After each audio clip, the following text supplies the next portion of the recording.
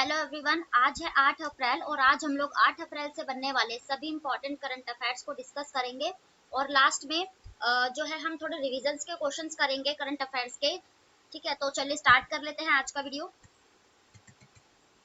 आज का हमारा फर्स्ट क्वेश्चन है, हाल ही में वर्ल्ड बैंक ने 2024 के लिए भारत की विकास दर 6.6 से घटाकर कितना कर दिया है। जो वर्ल्ड बैंक, विश्व बैंक आप लोग जानते हैं, उसने जो हमारी ग्रोथ रेट थी 2024 के लिए पहले 6.6 बताई थी, अब घटाकर 6.30% यानी कि 6.3% जो है ये कर दी गई है।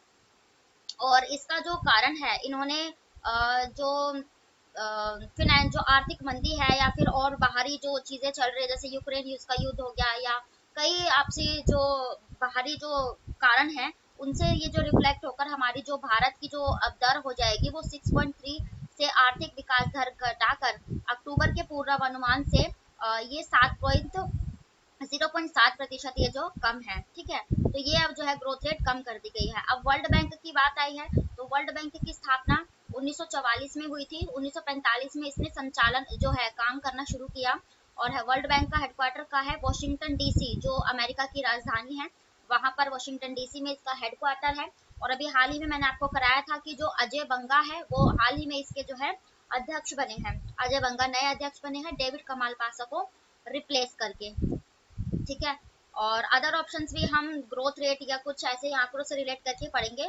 तो 6.1%, तो जो 2023 के लिए जो आईएमएफ है ना, यानी कि इंटरनेशनल मॉनेटरी फंड, इसका भी हेडक्वार्टर अमेरिका के वॉशिंगटन डीसी में है। और आईएमएफ इसने इसकी स्थापना 1945 में हुई, तो इसने जो हमारी ग्रोथ रेट 2023 के लिए बताई थी वो 6.1% बताई थी।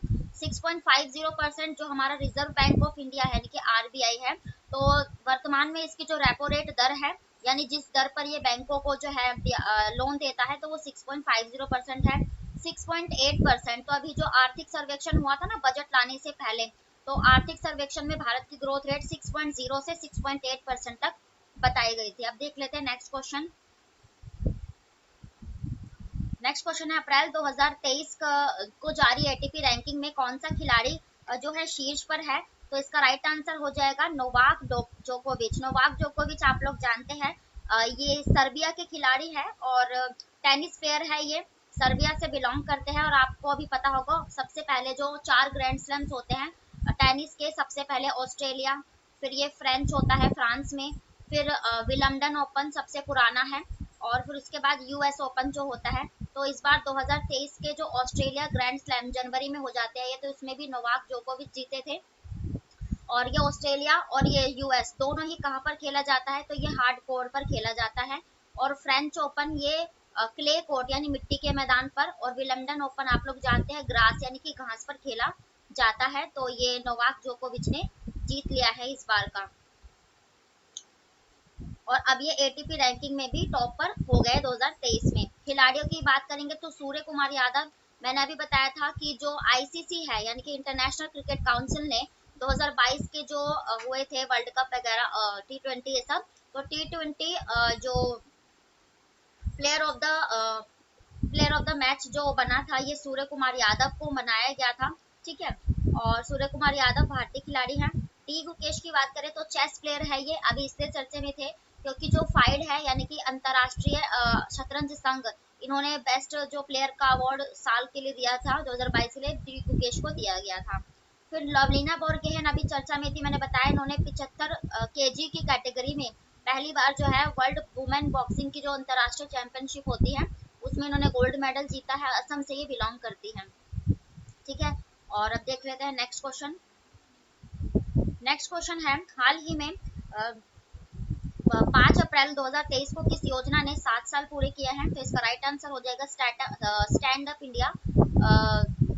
जो ये है एक स्टैंड अप इंडिया योजना लाई गई थी और ये 7 साल इसने पूरे कर लिए हैं। ठीक है, और 40,700 करोड़ रुपए की जो है इसने सैंक्शन है वो सेंट्रल गवर्नमेंट ने किया है। स्टैंड अप इंडिया ये कब लाई गई थी, तो ये 2016 में लाई गई थी। ठीक है, जनवरी 2016 में ये लाई गई थी। इसमें जो अनुसूचित जाति जनजाति जैसे SC ST कैटेगरीज होती है और फीमेल जो होती है ना, उनको उद्योग में है ना बढ़ावा देने के लिए, उनके जो काम है काम काज को बढ़ावा देने के लिए योजना लाई गई थी।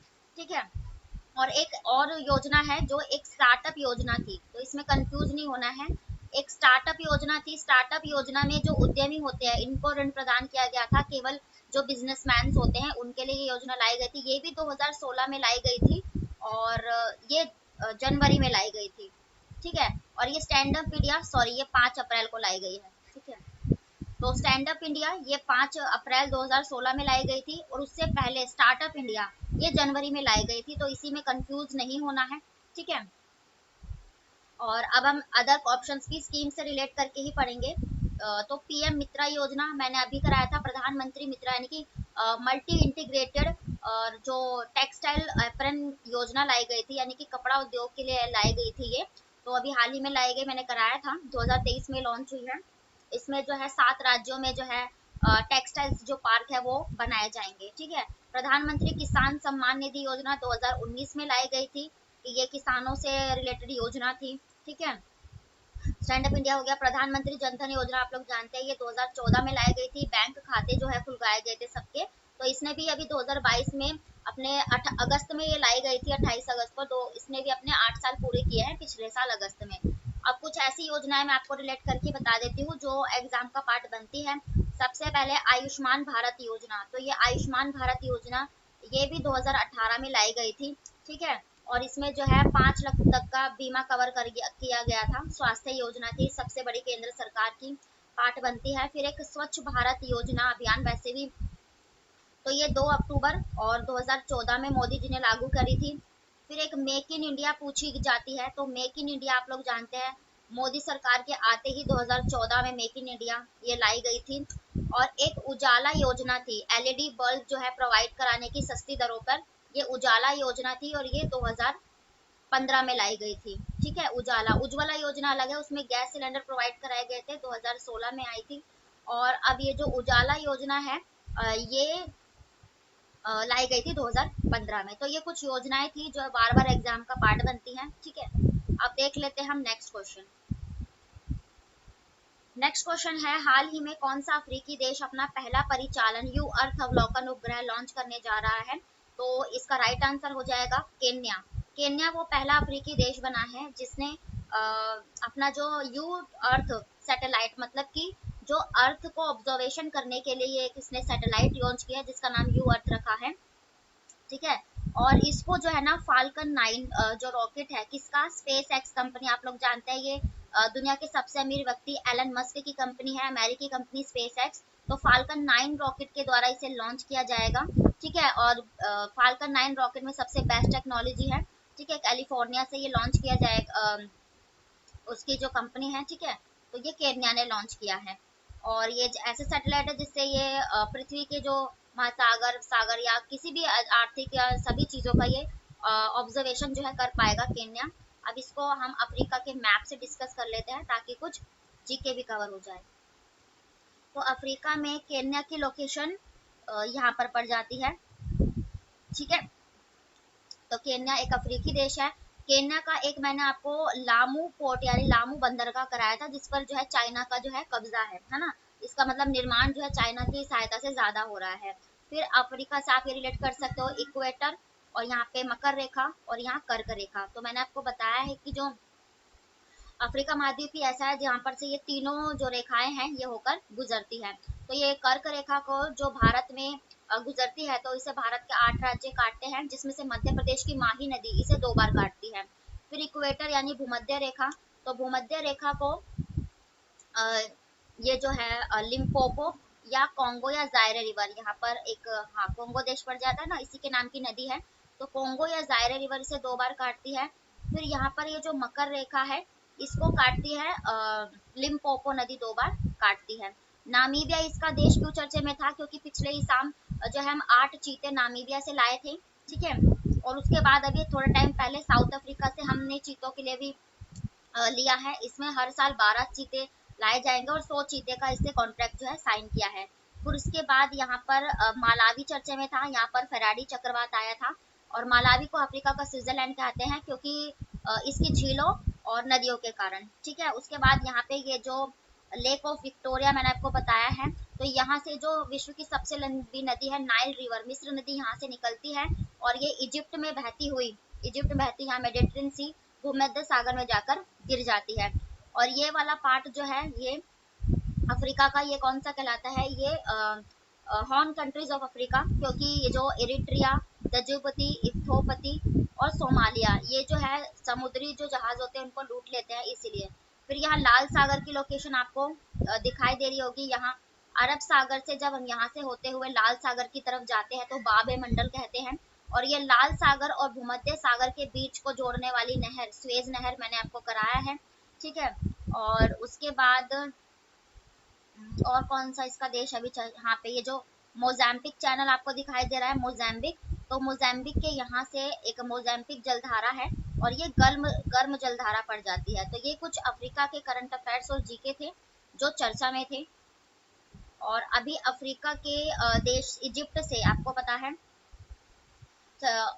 इजिप्ट से यानी मिस्र से इसके जो राष्ट्रपति है अब्दुल फतेह अल सीसी, भारत के 74वें गणतंत्र दिवस इस साल के, उसमें एज अ गेस्ट के तौर पे आए थे। मलावी हम डिस्कस कर चुके कि यहाँ पर फेराडी नाम का चक्रवात आया था इसलिए फेमस था। अजरबैजान मैंने इसलिए ये चर्चा में रखा है क्योंकि अजरबैजान और आप लोग जानते हैं तजाकिस्तान, अजरबैजान और तजाकिस्तान को जो है ना, ये जो यूनाइटेड नेशंस है उन्होंने जो है जो मलेरिया मुक्त है, वर्ल्ड हेल्थ ऑर्गेनाइजेशन ने इनको मलेरिया मुक्त घोषित किया है इन दोनों देशों को, ठीक है। और अब देख लेते हैं हम नेक्स्ट क्वेश्चन। नेक्स्ट क्वेश्चन है, रिवीजन क्वेश्चन है कि हाल ही में किस राज्य की कांगड़ा चाय को यूरोपीय जीआई टैग मिला है। तो इसका राइट आंसर हो जाएगा हिमाचल प्रदेश। आप लोग जानते हैं हिमाचल प्रदेश का जो कांगड़ा जिला है उसी की जो कांगड़ा टी है इसको यूरोपियन जीआई टैग मिल गया है। जीआई टैग यानी कि जियोग्राफिकल इंडिकेशन टैग, और ये 10 साल के लिए वैलिड है। पहला किसे दिया गया था, दार्जिलिंग की चाय को दिया गया था, कब, तो 2004 में, ठीक है। हिमाचल प्रदेश की राजधानी शिमला और सुखविंदर सिंह सुक्खू यहाँ के मुख्यमंत्री हैं। अब हम देख लेते हैं अदर ऑप्शंस। तो बिहार के अभी मिथिला मखाना को दिया गया था जीआई टैग, है ना। और जरदालू और शाही इलायची ये सब। बिहार की राजधानी पटना, नीतीश कुमार मुख्यमंत्री है। और जम्मू कश्मीर अभी आप लोगों को मैंने कराया था कि जम्मू कश्मीर की बसोहली पेंटिंग को भी जीआई टैग दिया गया है, ठीक है। तो जम्मू कश्मीर की राजधानी श्रीनगर, मनोज सिन्हा यहाँ के उपराज्यपाल। मध्य प्रदेश के भी अभी हाल ही में किसको जीआई टैग दिया गया था, एक सुंदरजा आम और एक मुरैना गजक को जीआई टैग दिया गया। मध्य प्रदेश की राजधानी भोपाल, शिवराज सिंह चौहान यहाँ के मुख्यमंत्री हैं। अब देख लेते हैं नेक्स्ट क्वेश्चन।